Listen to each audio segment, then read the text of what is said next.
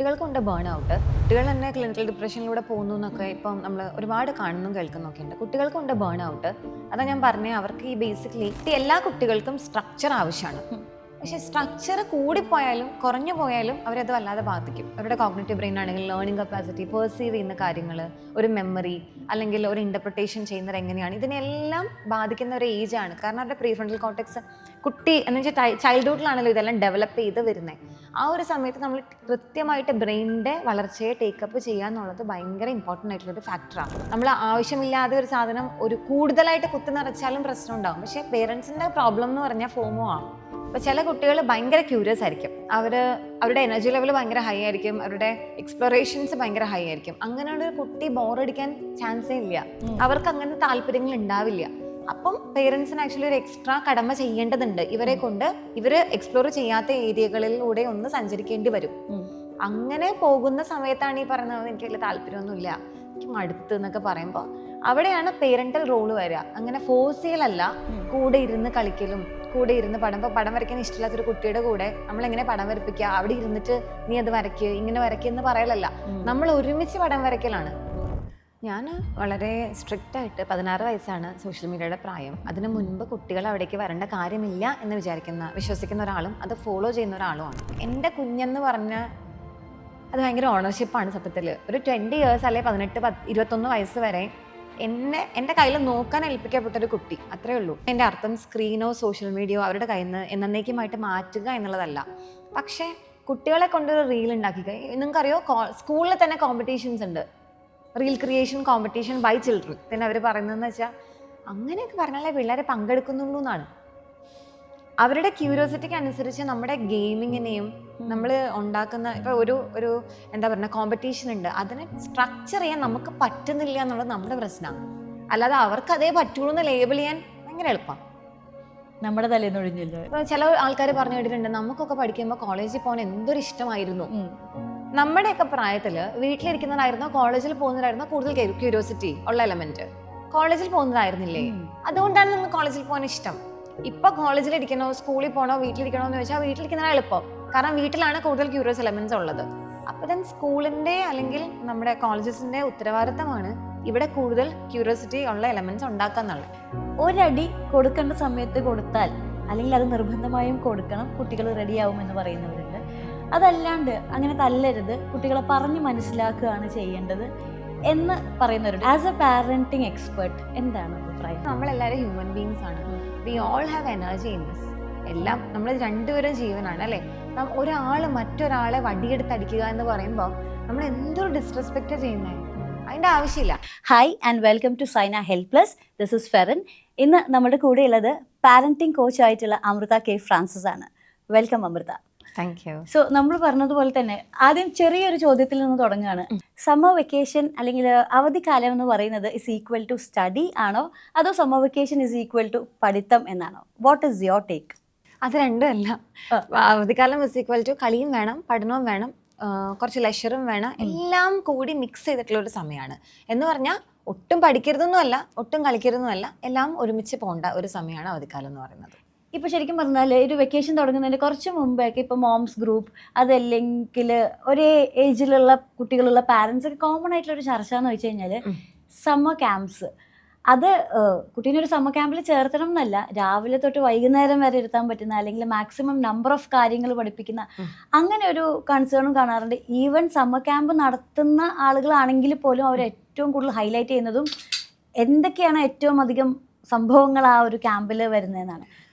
ഇതിപ്പം എന്തിനാണ് summer camp എന്നുള്ളതാണ് ഫസ്റ്റ്. അതൊരു പേരന്റ് തന്നെ ഉത്തരം പറയേണ്ട കാര്യമാണ്. കാരണം ഈ കുട്ടികൾ വീട്ടിൽ വരുമ്പം അവരെ മാനേജ് ചെയ്യാൻ, കാരണം ഇപ്പം സമ്മർ ക്യാമ്പ് തുടങ്ങുന്നു എന്ന് പറയുമ്പോൾ തന്നെ പേരന്റിങ് കൺസേൺസിൽ വരുന്നത് ഞാനെങ്ങനെ മാനേജ് ചെയ്യും മാം, ഈ പിള്ളേരെല്ലാവരും വീട്ടിലാവും, അപ്പോൾ ഞാൻ എന്ത് ചെയ്യും, ഈ ഒരു ആദ്യം വല്ലാതെ ഉണ്ട്. അത് എന്തായാലും അമ്മമാരുടെ ഒരു ആദ്യമാണ്. കാരണം എന്തൊക്കെ സംഭവിച്ചാലും മാനേജ് ചെയ്യേണ്ടി വരുന്നത് അമ്മയാണ്. ഒന്ന് ഇച്ചിരി ഏർലി വന്നാലും വർക്ക് ഫ്രം ഹോമിലേക്ക് ഷിഫ്റ്റ് ചെയ്യാനാണെങ്കിലും ഒക്കെ വരിക അമ്മമാരുടെ തന്നെ ബുദ്ധിമുട്ടാണ്. അപ്പോൾ അതുകൊണ്ട് സമ്മർ ക്യാമ്പ് എന്ന് പറയുമ്പോൾ കുട്ടികളെ ഒബ്വിയസ്ലി അവർക്കൊരു ക്യാമ്പ് എന്ന് പറഞ്ഞാൽ ആലോചിച്ചാൽ നമ്മുടെയൊക്കെ ചെറുപ്പകാലത്തിലും നമ്മൾ കുട്ടികളെ കൂടെ പല കുട്ടികളുടെ കൂടെ ഒരുമിച്ച് കളിക്കാനായിട്ട് പറമ്പോ അല്ലെങ്കിൽ അങ്ങനെ എന്തെങ്കിലും ഉണ്ടായിട്ടുണ്ട്. വിച്ച് മീൻസ് സോഷ്യൽ ഇൻറ്ററാക്ഷൻസ് ഉണ്ടായിട്ടുണ്ട്. അത് നാട്ടിലൊക്കെ വന്ന് നിൽക്കുന്ന കുട്ടികളാകാം.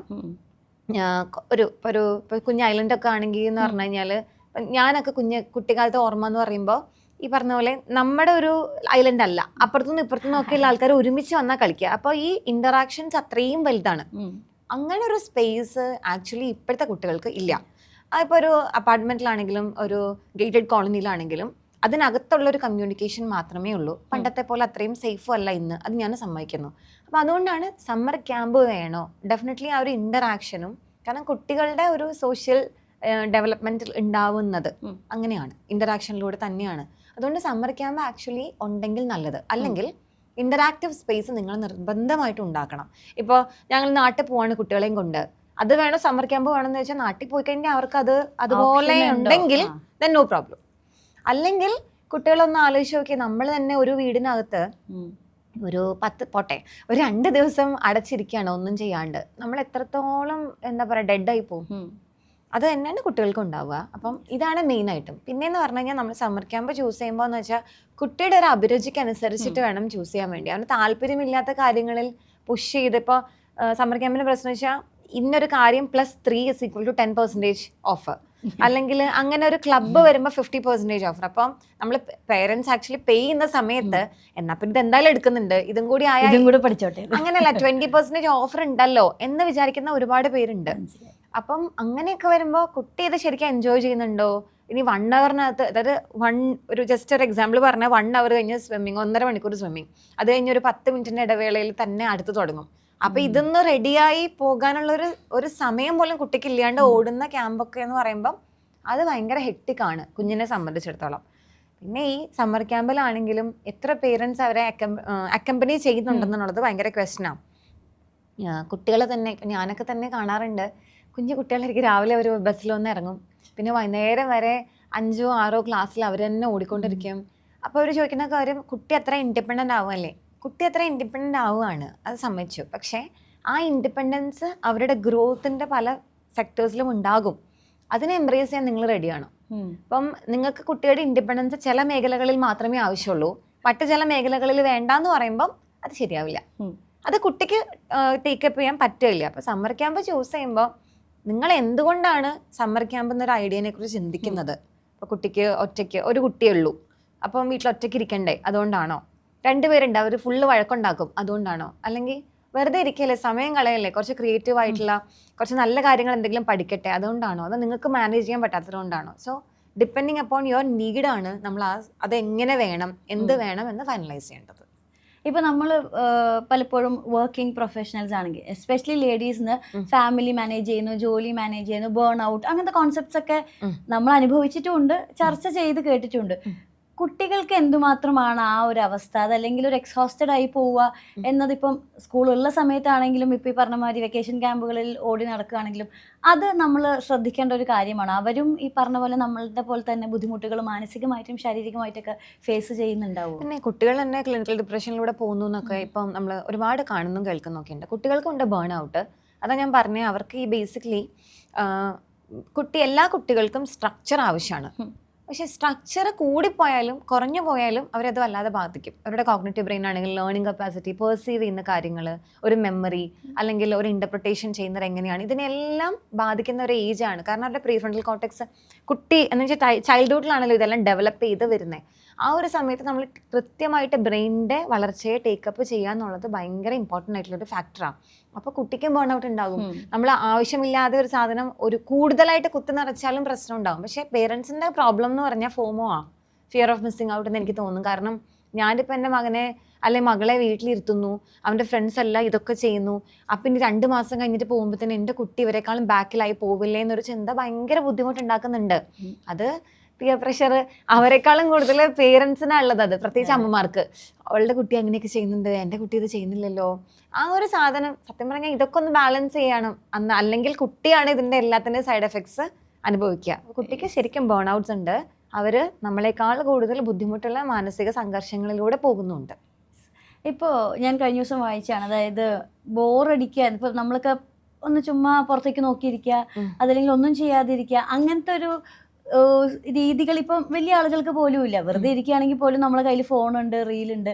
അപ്പോൾ ബോറടിക്കാനുള്ളൊരു അവസരം നമ്മുടെ ബ്രെയിനിന് കൊടുക്കുന്നില്ല എന്ന് പറഞ്ഞിട്ടൊരു ആർട്ടിക്കിൾ വായിച്ചിട്ടുണ്ടായിരുന്നു. കുട്ടികളെ സംബന്ധിച്ചിടത്തോളം ഇപ്പം നമ്മളെ വീട്ടിലൊക്കെ ആണെങ്കിലും ബോറടിക്കുന്നു എന്ന് പറഞ്ഞു കഴിഞ്ഞാൽ 2 മിനിറ്റിനുള്ളിൽ അവർ അസ്വസ്ഥരാണ്. ബോറടിയുടെ 2 മിനിറ്റാണ് അവരുടെ മാക്സിമം എന്ന് പറയുന്നത്. ഈ ബോറടി എന്ന് പറയുന്ന ഒരു ഇത് നമ്മൾ ഇന്റൻഷനലി എന്തുമാത്രം കുട്ടികൾക്ക് കൊടുക്കണം? കുട്ടീനെ അനുസരിച്ചിരിക്കും ശരിക്കും ഫരൻ. കാരണം ഇപ്പൊ ചില കുട്ടികൾ ഭയങ്കര ക്യൂരിയസ് ആയിരിക്കും, അവരുടെ എനർജി ലെവൽ ഭയങ്കര ഹൈ ആയിരിക്കും, അവരുടെ എക്സ്പ്ലോറേഷൻസ് ഭയങ്കര ഹൈ ആയിരിക്കും. അങ്ങനെയുള്ള ഒരു കുട്ടി ബോറടിക്കാൻ ചാൻസേ ഇല്ല. കാരണം അവർക്ക് ഒന്നില്ലെങ്കിൽ മറ്റതിനകത്തോട്ട് ഭയങ്കര ക്യൂരിയോസിറ്റി എപ്പോഴും ഉണ്ടാകുന്ന ഒരു കാര്യമാണ്. ഇനി ചില കുട്ടികൾ വളരെ ഞാൻ ലേബിൾസ് ഒന്നും ചെയ്യുന്നില്ല, ബട്ട് ദെൻ അവർക്ക് അങ്ങനെ താല്പര്യങ്ങൾ ഉണ്ടാവില്ല. അപ്പം പേരൻസിന് ആക്ച്വലി ഒരു എക്സ്ട്രാ കടമ ചെയ്യേണ്ടതുണ്ട്. ഇവരെ കൊണ്ട് ഇവര് എക്സ്പ്ലോർ ചെയ്യാത്ത ഏരിയകളിലൂടെ ഒന്ന് സഞ്ചരിക്കേണ്ടി വരും. അങ്ങനെ പോകുന്ന സമയത്താണ് ഈ പറയുന്നത് എനിക്ക് വലിയ താല്പര്യമൊന്നുമില്ല, എനിക്ക് മടുത്ത് എന്നൊക്കെ പറയുമ്പോൾ അവിടെയാണ് പേരന്റൽ റോള് വരിക. അങ്ങനെ ഫോഴ്സ് ചെയ്യലല്ല, കൂടെ ഇരുന്ന് കളിക്കലും കൂടെ ഇരുന്ന് പടം വരയ്ക്കാൻ ഇഷ്ടമില്ലാത്തൊരു കുട്ടിയുടെ കൂടെ നമ്മൾ എങ്ങനെ പടം വരപ്പിക്കുക, അവിടെ ഇരുന്നിട്ട് നീ അത് വരയ്ക്കുക ഇങ്ങനെ വരയ്ക്കുക എന്ന് പറയലല്ല, നമ്മൾ ഒരുമിച്ച് പടം വരയ്ക്കലാണ്. അപ്പോൾ ഫോക്കസ് ആക്ച്വലി നമ്മളിലാണ്, നമ്മൾ വരയ്ക്കുന്ന പടത്തിലാണ്.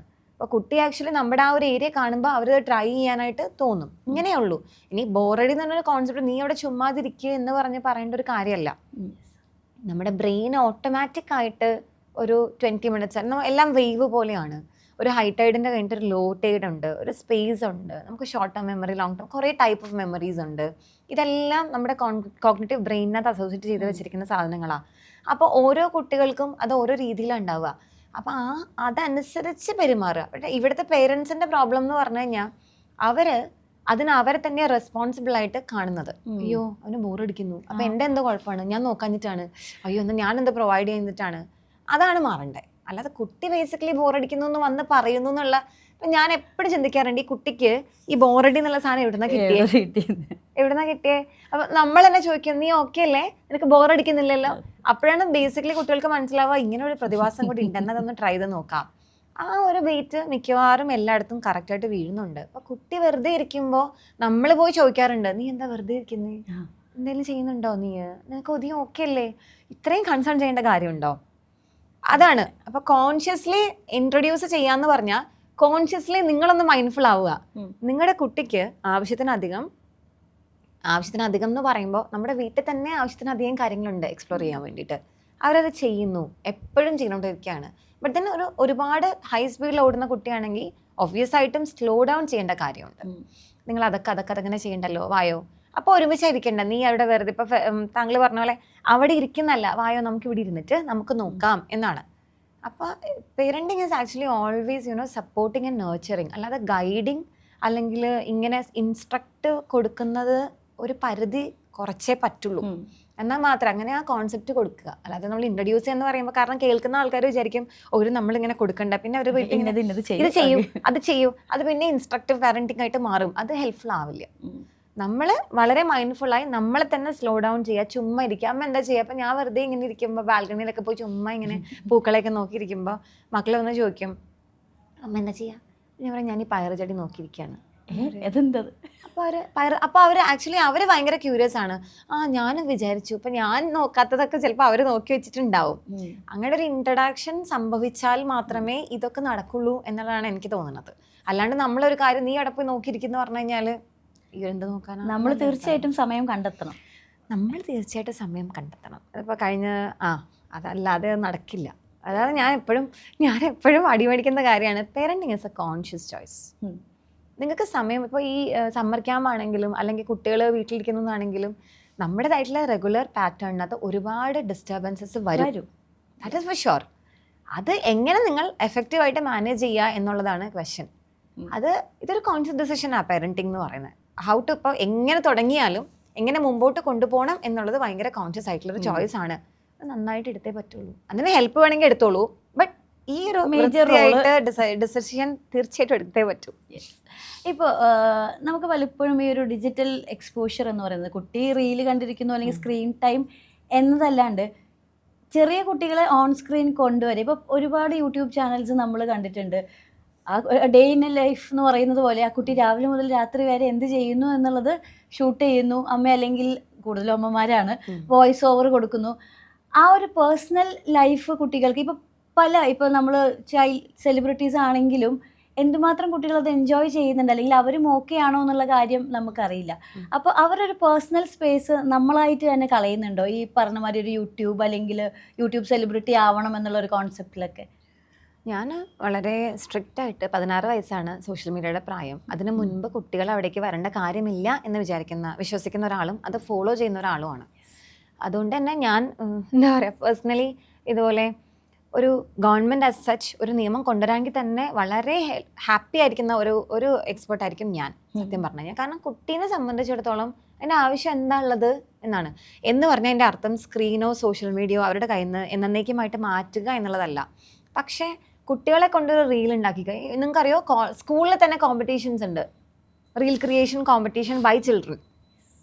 അപ്പോൾ എൻ്റെ ചില സ്കൂളിലൊക്കെ അല്ലെങ്കിൽ കോളേജസിലൊക്കെ നമ്മൾ എന്താ പറയുക, വെബിനാർസോ എന്തെങ്കിലും ഒരു ഇങ്ങനെ ഒരു അക്കാഡമിക് സംഭവത്തിന് ചെല്ലുമ്പോഴത്തേനും അവർ പറയുന്നതെന്ന് വെച്ചാൽ അങ്ങനെയൊക്കെ പറഞ്ഞാലേ പിള്ളേരെ പങ്കെടുക്കുന്നുള്ളൂ എന്നാണ്.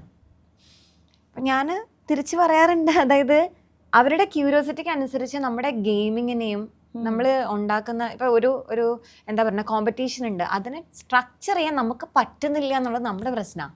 അല്ലാതെ അവർക്ക് അതേ പറ്റുള്ളൂ എന്ന് ലേബിൾ ചെയ്യാൻ ഭയങ്കര എളുപ്പമാണ്. നമ്മുടെ തലേന്ന് ഒഴിഞ്ഞല്ലോ, അവർക്ക് അതാ ഇഷ്ടം, അങ്ങനെ അങ്ങ് അപ്പം ഇപ്പോൾ ചില ആൾക്കാർ പറഞ്ഞു കേട്ടിട്ടുണ്ട്, നമുക്കൊക്കെ പഠിക്കുമ്പോൾ കോളേജിൽ പോകാൻ എന്തൊരു ഇഷ്ടമായിരുന്നു. നമ്മുടെയൊക്കെ പ്രായത്തിൽ വീട്ടിലിരിക്കുന്നതായിരുന്നോ കോളേജിൽ പോകുന്നതായിരുന്നോ കൂടുതൽ ക്യൂരിയോസിറ്റി ഉള്ള എലമെന്റ്? കോളേജിൽ പോകുന്നതായിരുന്നില്ലേ? അതുകൊണ്ടാണ് നമുക്ക് കോളേജിൽ പോകാൻ ഇഷ്ടം.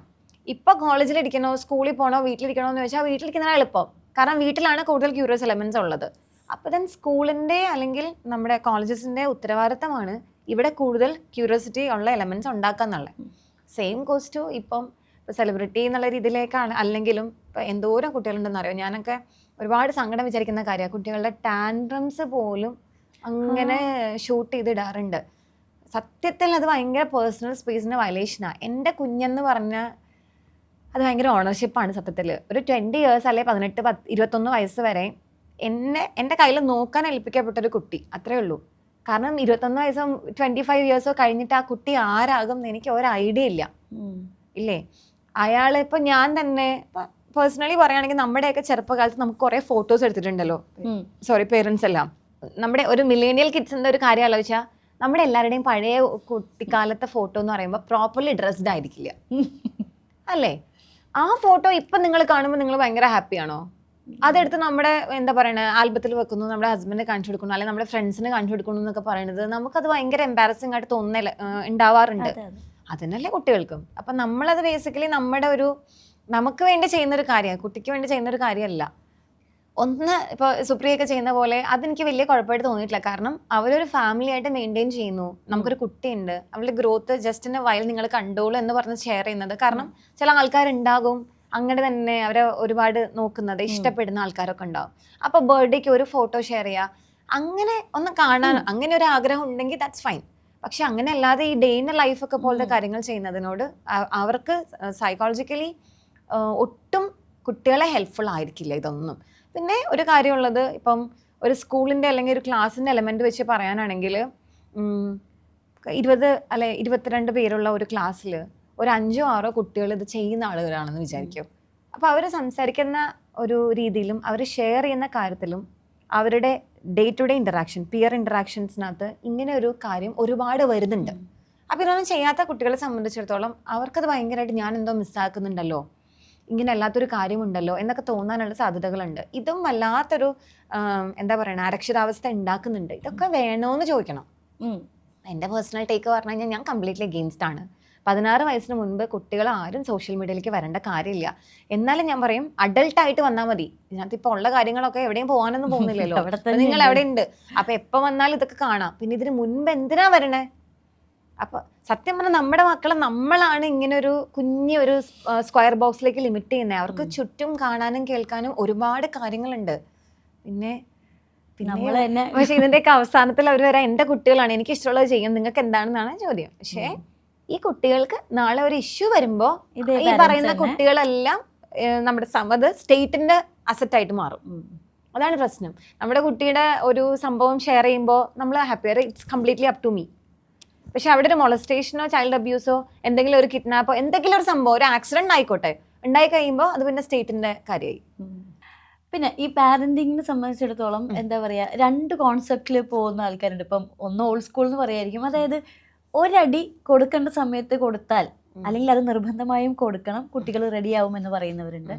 അതല്ലാണ്ട് അങ്ങനെ തല്ലരുത്, കുട്ടികളെ പറഞ്ഞ് മനസ്സിലാക്കുകയാണ് ചെയ്യേണ്ടത് എന്ന് പറയുന്നവരുണ്ട്. ഇത് രണ്ടുപേരും അവരുടേതായ വേർഷനിൽ they have like what are the plus, what are the minus എന്നുള്ളത്.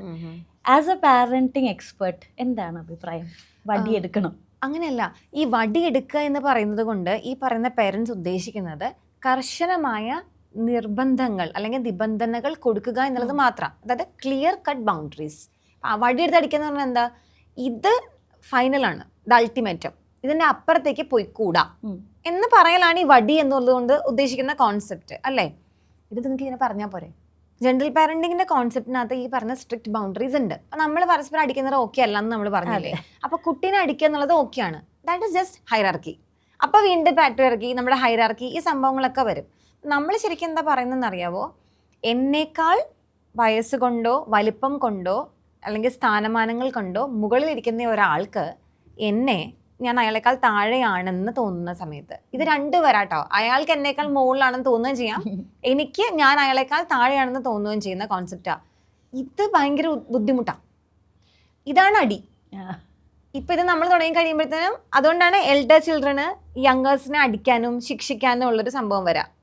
ഇനി ഇവരെ തന്നെ കൊണ്ടുപോയി ഒരു ഗ്രൂപ്പ് ഓഫ് സ്റ്റുഡൻസിന്റെ കൂടെ ഇട്ട് കഴിഞ്ഞാൽ ആരാണ് മൂത്തത് അല്ലെങ്കിൽ കുറച്ച് എന്താ പറയണേ ഫിസിക്കലി ഒക്കെ വലിയ ആൾക്കാർ ആരാണ്, അല്ലെങ്കിൽ ഇന്റലക്ച്വലി കുറച്ച് ഇതായിട്ടുള്ള ആളാണെങ്കിൽ അവരങ്ങോട്ട് ഡോമിനേറ്റ് ചെയ്യാൻ തുടങ്ങും. ഇത് ഒഴിവാക്കലാണ് നമ്മുടെ ജനറൽ പാരന്റിങ്ങിന്റെ ലക്ഷ്യം. എന്താണ്? ബേസിക്കലി റെസ്പെക്ട്ഫുൾ ആയിട്ടുള്ള കമ്മ്യൂണിക്കേഷൻസും നെഗോസിയേഷൻസും പ്രൊമോട്ട് ചെയ്യാം. അതാണ് ജനറൽ പാരന്റിങ്ങിന്റെ ബേസിക് ഐഡിയോളജി എന്ന് പറയുന്നത്. റെസ്പെക്ട്, അണ്ടർസ്റ്റാൻഡിങ് ഈച്ച് അതർ, രണ്ടുപേർക്കും സ്പേസ് കൊടുക്കുക. ഈ എന്താ പറയുക, അടിക്കേണ്ട പോലെ ഒരു അടി കൊടുച്ചാൽ പറ്റുള്ളൂ എന്ന് പറയുന്ന പേരൻസ്, നിങ്ങൾ ആ അടി കൊണ്ട് ഉദ്ദേശിക്കുന്ന സാധനം നിങ്ങൾ വേറൊരു രീതിയിലൊന്ന് പറഞ്ഞു നോക്ക്, സംസാരിച്ച് നോക്ക്. അങ്ങനെ ചെയ്യാൻ പറ്റില്ല എന്ന് പറയുമ്പോൾ ആ പറ്റില്ല എന്ന് പറയുന്നത് അലറിക്കൊണ്ട് പറയണമെന്നില്ല, കാർക്കശ്യത്തോടു കൂടി പറയണമെന്നില്ല. Just be bold, straight and to the point കാര്യം പറയുക. പിന്നെ അത് ചെയ്യണമെങ്കിൽ നമ്മൾ മാറിക്കൊണ്ടിരിക്കണം, ഷെയ്ക്ക് ചെയ്യണം. നമ്മളത് ഷെയ്ക്ക് ചെയ്യുന്നില്ലെങ്കിൽ കുട്ടികൾ ഷെയ്ക്ക് ചെയ്യത്തില്ല. അപ്പോൾ ചില ആൾക്കാരുണ്ട്, മാം ഒരു രക്ഷയില്ല, പറഞ്ഞാൽ കേൾക്കില്ല. ഞാൻ ചോദിക്കും, നിങ്ങൾ എങ്ങനെയാണ് പറയുന്നത്? ഇങ്ങനെ കരഞ്ഞോണ്ടായിരിക്കും പറയുന്നത്, അല്ലെങ്കിൽ ഇതുപോലെ വിലപിക്കായിരിക്കും, അല്ലെങ്കിൽ നമ്മൾ അങ്ങനെ ചെയ്താൽ ഇങ്ങനെയായിരിക്കും. കോൺസിക്വൻസസ് നമ്മൾ പറഞ്ഞു കൊടുക്കുന്നേ ഇല്ല കുട്ടികൾക്ക്. അതാണ് പ്രശ്നം. അല്ലാതെ ഈ പറയുന്ന പേരന്റിങ് കോൺസെപ്റ്റ് വടിയെടുത്ത് അടിക്കുക എന്നുള്ളത് ഇങ്ങനൊരു ബുദ്ധിമുട്ടുള്ളത് കൊണ്ടാണ് പറയണേ. പിന്നെ സത്യമായ നമ്മളെല്ലാവരും ഹ്യൂമൻ ബീങ്സ് ആണ്. We all have energy in us. എല്ലാം നമ്മൾ രണ്ടുപേരും ജീവനാണ് അല്ലേ. ഒരാൾ മറ്റൊരാളെ വടിയെടുത്ത് അടിക്കുക എന്ന് പറയുമ്പോൾ നമ്മൾ എന്തൊരു ഡിസ്റെസ്പെക്റ്റ് ചെയ്യുന്നേ. അതിൻ്റെ ആവശ്യമില്ല. എന്നും പറഞ്ഞ് നമ്മളൊന്നും പോയി തൊടില്ല, മിണ്ടില്ല, അല്ലെ ഒന്ന് നോടിയില്ല, അങ്ങനെയല്ല പറയണേ. ഇപ്പൊ ചുമ്മാ ഒരു ചെറിയ തട്ട് കൊടുക്കുക, അല്ലെങ്കിൽ തട്ട് കൊടുക്കുക എന്ന് ഉദ്ദേശിക്കുന്ന തട്ടി താഴെയിടുക എന്നുള്ള രീതിയിലല്ല. ഇപ്പൊ നമ്മളൊന്നിങ്ങനെ നമ്മൾ പറയത്തില്ലേ, ജസ്റ്റ് വാട്ട് യു സേ, ഇപ്പൊ പ്ലേഫുൾ ആയിട്ടുള്ള ഇന്ററാക്ഷൻസ് അതുണ്ട്. അപ്പം ഞങ്ങളാണെങ്കിലും വീട്ടിൽ എനിക്ക് 2 മക്കളുണ്ട്, അവരെടുത്ത് ഇതൊക്കെ ചെയ്യാറുണ്ട്. പക്ഷെ അതെന്താ, ഇപ്പൊ കഴിഞ്ഞ ദിവസം മോള് ബ്രഷ് ചെയ്തുകൊണ്ട് വെക്കുമ്പോഴത്തേനും ഞാൻ ചുമ്മാ പോയിട്ട് ഇങ്ങനെ ഈ ഷോൾഡറിൽ ഇങ്ങനെ ഒന്ന് തട്ടിയിട്ട് പോയി, പാട്ടിട്ടിട്ട് ജസ്റ്റ് പോയപ്പോൾ അതൊരു കോൺസെപ്റ്റാണ്. എന്നോട് ചോദിക്കാൻ എന്തിനാണ് തൊട്ടേ? That is the beauty of interactions. അവിടെയാണ് കൺസെന്റ്, ബൗണ്ടറി, റെസ്പെക്റ്റ് ഒക്കെ നമുക്ക് പഠിപ്പിക്കാൻ പറ്റുക. ഇതൊക്കെ പഠിപ്പിക്കേണ്ട ഒരു സ്ഥലമാണ് പേരന്റിങ് എന്ന് പറയുന്നത്. അതുകൊണ്ട് വടിയെടുത്തടിക്കുകയല്ല ചെയ്യണ്ടേ. അതുകൊണ്ടാണ് അതാ ഞാൻ പറഞ്ഞത്, കോൺഷ്യസ് ഡിസിഷൻ ആണ്. നിങ്ങൾക്ക് അത് പറ്റുമെങ്കിൽ മാത്രം നിങ്ങൾ ഇറങ്ങി തിരിച്ചാൽ മതി, അല്ലെങ്കിൽ നിങ്ങൾ ദൈവത്തെ ഒത്ത് ഇറങ്ങി തിരിക്കണ്ട. അപ്പൊ അതേ ഉള്ളൂ. വടിയെടുത്തടിക്കുന്നത് കൊണ്ട് നിങ്ങൾ ഉദ്ദേശിക്കുന്ന കാര്യം നിങ്ങൾ വടി കൊണ്ടല്ലാതെ ഒന്ന് പറഞ്ഞു നോക്കുക.